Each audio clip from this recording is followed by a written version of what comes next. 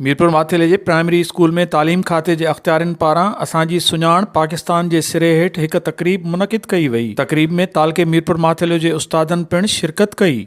शागिर्दनि पारां तक़रीरूं कयूं वयूं। तक़रीब में वेठल माण्हुनि खां खेसि दाद हासिल कयो। तक़रीरुनि में पहिरीं, ॿीं ऐं टीं पोज़ीशन माणींदड़नि खे इनाम तौरु ट्रॉफियूं ॾिनियूं वियूं। सभिनीनि तालकनि में थियो आहे त असांजी सुञाण पाकिस्तान, मेरी पहचान पाकिस्तान। साईं जेको आहे पंहिंजो डिस्ट्रिक्ट एजुकेशन ऑफिसर सैयद इसरार अहमद शाह जेको आहे हिकिड़ो तमामु सुठो प्रोग्राम जेको आहे रखियो आहे। त असां नंढनि ॿारनि जी हिमत अफ़ज़ाई कंदासीं, पंहिंजे उस्तादनि जो ख़्यालु रखंदासीं ऐं उस्तादनि खे जेको आहे इहे अहिड़ा मौक़ा ॾियारींदासीं त इंशा अल्लाह ताला असां जेको आहे सुठी तइलीम बि बहितर करे सघूं था ऐं तइलीमी माहौल बि बहितर ऐं सभु शयूं जेके इन में जेके साइंसी जेके अॻिते हली असां साइंसी मेला बि कराईंदासीं।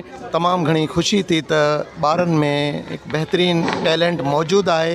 सिर्फ़ु उन्हनि खे उन टैलेंट खे उभारणो हुयो ऐं उन टैलेंट खे ज़ाहिर करणो हुयो।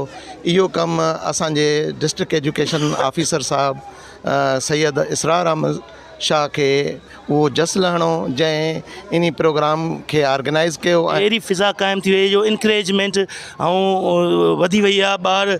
ॿार चाहिनि था त माना ॿार में कॉन्फिडेंस वॾे लेवल ते बिल्डअप थियो आहे। अहिड़ा प्रोग्राम थियणु घुरिजनि त जीअं ॿारनि में शऊर बि पैदा थिए, ॼाण बि पैदा थिए ऐं कॉन्फिडेंस बिल्डअप थिए, जीअं वॾनि वॾनि मजमूअनि जे अॻियां ॻाल्हाए सघनि। वॾी ॿार इन तालीम मैदान में पाण मञाईंदा, छाकाणि त असां वटि टैलेंट जी कमी न आहे। हमेशह इहो चयो वेंदो आहे त जेके प्राइवेट इदारा आहिनि उन्हनि में जेको आहे तालीम शौर वधीक आहे, पर मां चवां थो पियो त असांजे गवर्नमेंट जे स्कूलनि में फैसिलिटीज़ न आहिनि। असां वटि मसाइल घणा आहिनि पर वसाइल न आहिनि, पर उन बावजूद बि असांजा ॿार जेको आहे अल्हम्दुलिल्लाह तमामु सुठो पार्टिसिपेट कयो आहे।